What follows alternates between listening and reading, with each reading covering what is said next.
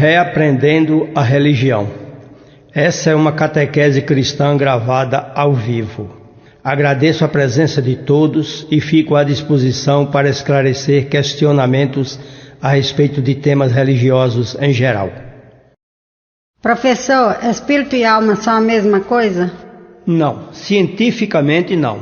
Alma é fantasma ou espectro, uma forma de corpo semimaterializado.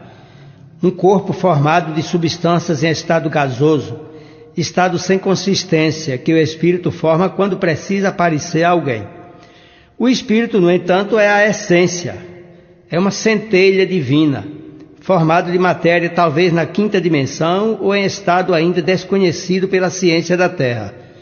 O espírito pertence ao estudo da parapsicologia e da pneumatologia. Até o momento, ainda somos incompetentes para definir de modo exato o espírito. Mas, através da última revelação vinda do céu, sabemos que o espírito é uma entidade, quer dizer, é um ser inteligente, criado simples e ignorante, sem consistência de si, mas dotado de capacidade de evoluir por meio da lei da reencarnação, até se tornar consciente de sua existência e da sua responsabilidade. Resumindo, o espírito sou eu e é você. Somos criados num momento dentro da eternidade e fomos guiados pelo determinismo da grande lei até adquirir o livre-arbítrio. E só aí começamos a caminhar com os nossos pés. Nós, os espíritos, somos sobreviventes, quer dizer, independentes do corpo, e somos imortais. Qual a origem e natureza dos espíritos? José Francisco, nós somos espíritos criados por Deus dentro da eternidade. Quando ou como, não se sabe, mas sabemos que somos centelhas divinas e saímos de Deus. Mesmo que Kardec não tivesse obtido a informação de que fomos criados simples e ignorantes, mas com o destino de alcançar o grau de anjo, a gente poderia chegar a essa conclusão. O tempo em que fomos criados se perde no emaranhado da história, melhor, da pré-história. Não fazemos a menor ideia, mas uma coisa é certa: saímos de Deus e não do nada, pois do nada, nada se tira. A partir do século XIX, sábios como Franz Anton Mesmer, Gabriel Delane, Padre Chardin, J. Charron, Guimarães Andrade, Ian Stephenson, etc., vêm desenvolvendo uma pesquisa no sentido de descobrir a natureza do espírito. O principal sábio que se ocupou com essa questão foi o professor Denisard Rivail, na França, no meio do século XIX. Hoje sabemos que o espírito é imortal, quer dizer, não morre, é independente da matéria e tem duas formas de atuar no mundo: na carne, quando está na terra como homem ou mulher, e no além, usando seu outro corpo, o perispírito. Sabemos também que o destino final do espírito é ser anjo. Para isso, fomos criados como seres inteligentes da criação, ou seres evolutivos.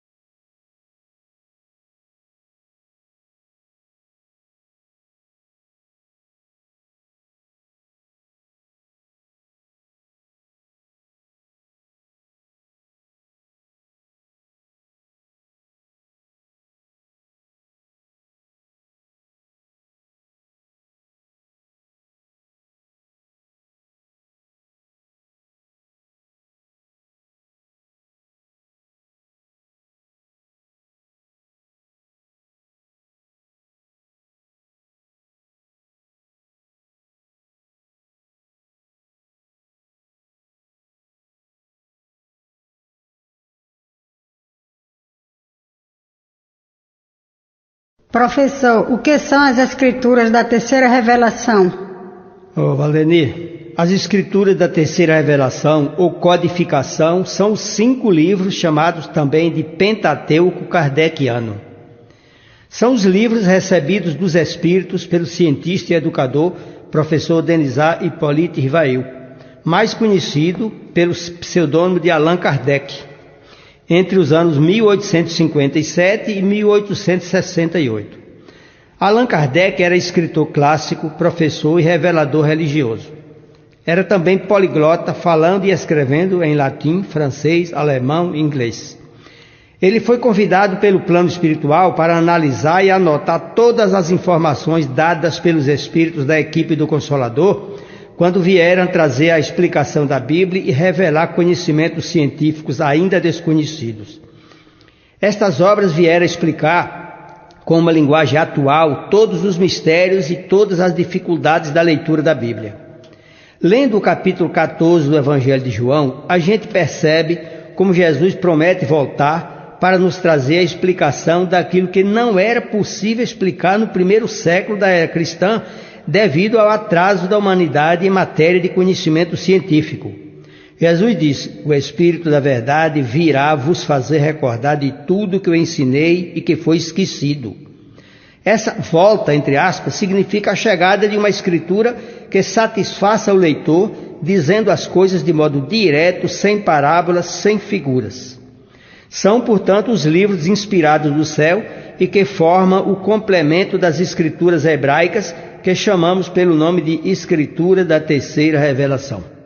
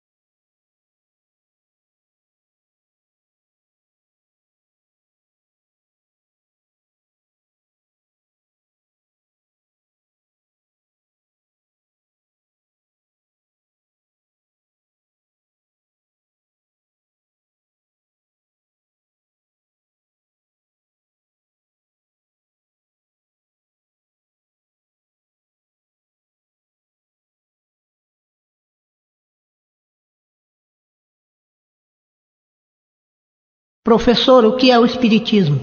Ô Silvio, essa é uma grande pergunta. Olha, o cristianismo é o conjunto dos ensinos de Jesus que conseguiu chegar até nós por meio da tradição oral e da Bíblia mosaica. Isso é o cristianismo. Quando Jesus veio à Terra, passou novos ensinos que foram depois escritos nos evangelhos. O ensino religioso ou moral vindo do céu se chama cristianismo. O cristianismo, portanto, é a religião por excelência, mas Deus não envia tudo de uma só vez. Nem as leis morais, nem o conhecimento científico, moral e filosófico nos vem todo de uma só vez. Vemos, por exemplo, como as descobertas e as invenções são feitas cada uma numa década ou num século. A sabedoria divina sabe quando e como enviar para nós aquilo que precisamos. A primeira fase ou revelação chegou até nós por meio do legislador hebreu Moisés. A segunda fase da revelação veio trazida pelo próprio Jesus há 2000 anos. E a terceira fase, a chamada de terceira revelação, veio no século XIX, entre 1848 e 1868, quando Deus, cumprindo sua promessa, enviou à terra o chamado de Espírito Santo. Todos sabem que Jesus veio à terra no primeiro século de nossa era, mas infelizmente poucos sabem que a obra do cristianismo não ficou acabada. A igreja, porque se apossou da Bíblia e do Evangelho, tenta ensinar ao mundo que as revelações foram somente duas, judaísmo e o Evangelho. Mas de propósito ou por ignorância da história, ela desconhece o processo histórico como um todo. Ignora ou finge ignorar que Jesus ensinou e repetiu nos capítulos 14, 15 e 16 do Evangelho de João, que Deus mandaria, quando fosse chegado o tempo, o Consolador para terminar o acabamento de sua obra. Moisés, 3000 anos atrás, só podia passar algumas noções das leis divinas. Jesus, há 2000 anos, já trouxe mais novidades, mas ainda não tinha como falar de coisas como reencarnação, lei de evolução, mundos habitados além da Terra, etc. Pois ainda não havia as descobertas nem as invenções. Não havia jeito de provar a existência dessas coisas. Assim, Jesus apenas deu alguns toques de leve sobre estes mistérios e deixou claro que mais tarde uma equipe de Espíritos Santos traria o conhecimento das coisas que Jesus não pôde explicar. Como antes de uma revelação religiosa precisa acontecer revoluções na ciência, Jesus precisou esperar que acontecesse a Revolução Francesa, o Renascimento e a Reforma Luterana para poder enviar o resto da sua revelação e a explicação dos mistérios. A invasão dos espíritos no século XIX, quando houve fenômenos como as mesas girantes e o poltergeist de Huddersville, foi exatamente a volta dos ensinos de Jesus. E é esse movimento espiritual que tomou conta de toda a Europa e da América e foi chamado pelo nome de Espiritismo, que é a continuação das revelações divinas.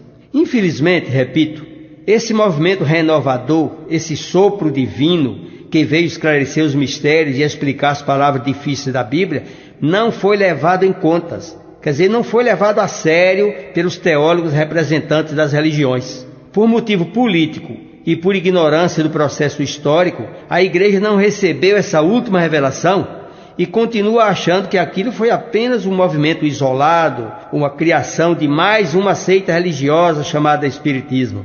Sabemos como na madrugada do dia 31 de março de 1848, o reverendo bispo Andrew Jackson Davis despertou com aquela voz dos seus ouvidos: irmão, levanta, pois um bom trabalho está sendo começado hoje. Foi naquele dia que teve início o cumprimento da grande promessa divina: derramarei o meu espírito sobre toda a terra, lá em Joel capítulo 2. Naquele dia começava a invasão espiritual organizada. Mais tarde o cientista Henry Myers diria: a fé que eu perdi na igreja, agora a recupero no espiritismo. Realmente, hoje sabemos que o Espiritismo não veio para ser a religião do futuro, mas para ser, acima de tudo, o futuro da religião.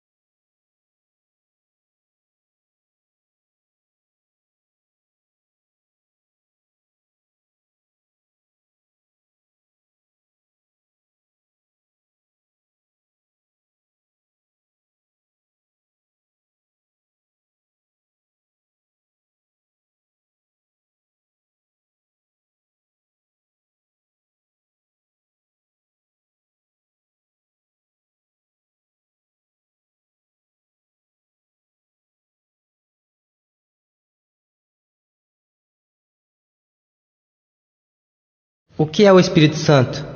A doutrina espírita não será a religião do futuro, mas será certamente o futuro da religião.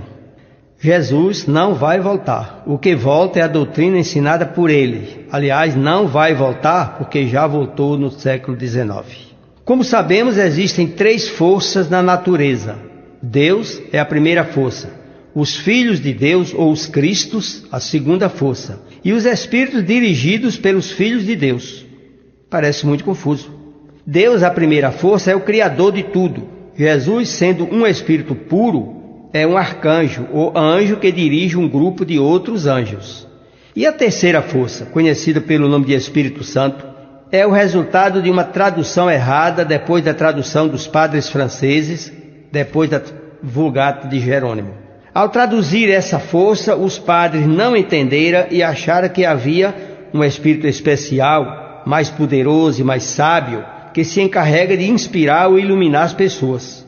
Não, o que existe são muitos espíritos que se encarregam de inspirar os homens, de reformar e corrigir as religiões e trazer mensagens ou revelações aos mundos terrenos. A tradução errônea singularizou aquilo que no original se achava no plural, os bons espíritos, que Jerônimo traduziu para o latim spiritus bonus. Aproveito aqui para esclarecer o sentido da persignação.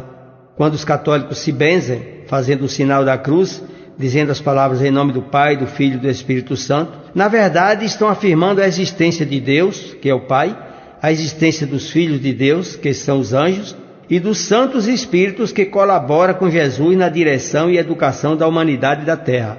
O Espírito Santo, concluindo, é a equipe ou falange do Consolador.